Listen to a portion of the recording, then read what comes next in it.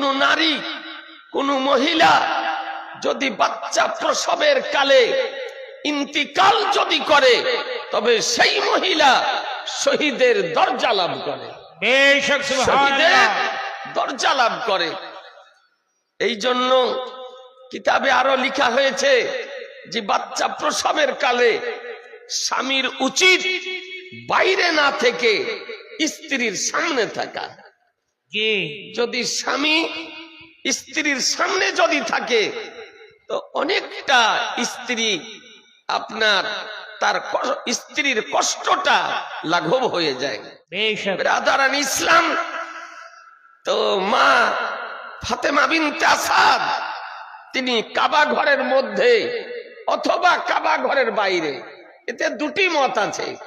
কেউ কেউ বলেছেন আলিয়ে মুর্তজার জন্ম কাবা ঘরের মধ্যে, আর কেউ কেউ বলেছেন না কাবা ঘরের বাইরে। আকাবিরে উলামায়ে আহলে সুন্নাতের মধ্যে দুটি মত। বাচ্চা প্রসবিত হলো, বাচ্চা যখন প্রসবিত হয় মা বাচ্চার দিকে লক্ষ্য করে আর প্রসবের ব্যথা বেদনা যন্ত্রণাকে সব ভুলে যান। হাতের দিকে লক্ষ্য করে, চেহারার দিকে লক্ষ্য করে, বডির দিকে লক্ষ্য করে, বাচ্চার দিকে বারবার ঘুরে ঘুরে লোক তাকায় এবং তার ব্যথা বেদনা যন্ত্রণা সব দূর হয়ে যায় মুসলমান। সুবহানাল্লাহ। এই জন্য একটি বাচ্চার কি দয়া কি মায়া আপনি জিজ্ঞাসা যদি করতে হয় একজন মাকে জিজ্ঞাসা করুন। মা ফাতেমা বিনতে আসাদ বাচ্চাকে নিয়ে দেখতেছেন প্রসবের পর বাচ্চার সব ভালো, বাচ্চার হাত ভালো, বাচ্চার পা ভালো, বাচ্চার চেহারা ভালো, বাচ্চার মাথা ভালো, বাচ্চার দেহ ভালো, সব ভালো, কিন্তু বাচ্চা জন্ম অন্ধ। বাচ্চা জন্ম অন্ধ, চোখ খুলে না। মা প্রাণ চেষ্টা করতেছেন যে বেটা একবার যদি চোখ খুলে যদি দেখতো প্রাণ আমার ঠান্ডা হয়ে যেত, প্রাণ আমার শীতল হয়ে যেত। ব্রাদার ইসলাম, মা বারবার চেষ্টা করতেছেন যে একবার ছেলে যদি আমার চোখ খুলে যদি আমার চেহারার দিকে একবার যদি লক্ষ্য করত, কিন্তু না। আলিয়ে মুর্তজা শেরে খোদা মুশকিলে কুশা হায়দারে কার্রার ফতেহে খাইবার সাহেবে জুলফিকার চোখ বন্ধ করে রয়েছে। মা ভাবছেন ছেলে আমার জন্ম অন্ধ, দৃষ্টিহীন। আপনার আমরা জানি একটি সন্তান যদি জন্ম অন্ধ যদি হয়, দৃষ্টিহীন যদি হয়, তবে সে ছেলের লাইফের কোনো মূল্য থাকে না, মূল্যহীন লাইফ। চিন্তা করতেছেন, তাই মা এদিকে ডুকরে ডুকরে কাঁদতেছেন। মা ফাতেমা বিনতে আসাদ এত কান্না কেঁদেছিলেন যে চোখের জল পর্যন্ত শুকিয়ে গিয়েছিল। বেরাদার ডুকরে ডুকরে কাঁদছেন। বেটাকে কোলে নিয়ে আজকে দৃষ্টিহীন বাচ্চা, এইদিকে আলিয়ে মুর্তজা মায়ের কোলে অবস্থান করতেছেন, আর আমার রাসূলুল্লাহ নিজ গৃহ থেকে নবুয়তের দৃষ্টিতে দর্শন করতেছেন যে আলী মায়ের কোলে চলে এসেছেন। সুবহানাল্লাহ।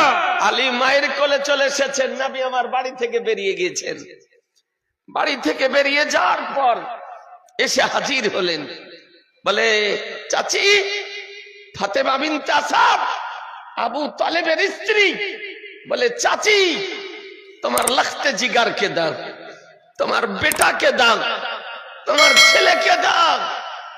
তো ফাতেমা বিনতে আসাদ আলিয়ে মুর্তজাকে আমার নাভির কোলে দিয়ে দিলেন। আমার নাভি কোলে নিয়েছেন আলিয়ে মুর্তজা রাদিয়াল্লাহু তাআলা আনহুকে। আর দূরে মা ডুকরে ডুকরে কাঁদছেন, চোখের জল শেষ হয়ে গিয়েছে। তোমার আনিসে বেকাসা সাইয়্যিদে কাউন মাকা বেকাসুকে কাস বেসাহারুকে সাহারা, বেচারু কে চারা, গরিবু কে হামি, ইয়া তুমি কে বালি, আলিমে মাকানা, হুমায়ুনের সংবাদদাতা পয়গম্বর বলেন, বলে চাচি পুত্র সন্তান প্রসবিত হয়েছে, আনন্দিত হওয়া দরকার, খুশি প্রকাশ করা দরকার। তা না করে আপনি ডুকরে ডুকরে কেন কান্না করতেছেন? তার কারণ কি? তো মা বলতেছে, অর্থাৎ ফাতেমা বিনতে আসাদ বলতেছে, বলে দেখুন এই জন্য কাঁদতেছি, আমার ছেলে জন্ম অন্ধ, আমার ছেলে দৃষ্টিহীন, জন্মের পর এখন পর্যন্ত চোখ খুলেনি, এই জন্য কাঁদতেছি। যাকে দৃষ্টিহীন মানে আমার ছেলের লাইফের কোনো মূল্য নেই। তো আমার রহমতুল লিল আলামিন পয়গম্বর, আলিমে মাকানা ওয়া মা ইয়াকুনের সংবাদদাতা পয়গম্বর নবী আমার বলেন, চাচি তোমার ছেলে জন্ম অন্ধ কে বললে, দৃষ্টিহীন কে বললে? এ তোমার সন্তান এমন চোখ খুলেছে যার চোখের পাতাই বন্ধ করে না। সুবহানাল্লাহ। চোখের পাতা বন্ধ করে না। বিরাদার, এই আলিয়ে মুর্তজা রাদিয়াল্লাহু তাআলা আনহু আমার সরকারে আলা হযরত বলেন 8 বছর বয়সে ইসলাম ধর্ম গ্রহণ করেছিলেন। একদা আমার আলিমে মাকানা ওবাইয়াকুনের পয়গম্বর জিজ্ঞাসা করতেছেন নির্জন জায়গাতে, বলে আলী তোমাকে একটি কথা জিজ্ঞাসা করতে চাই। বলে কি ইয়া রাসূলুল্লাহ? বলে তোমার জন্মের সময়ের কথা। বলে তোমার জন্মের পর তুমি চোখ বন্ধ করেছিলে, চোখ খুলোনি, আমি যাওয়ার পর আমার কোলে আসার পর তুমি চোখ খুলেছিলে, তার কারণ কি?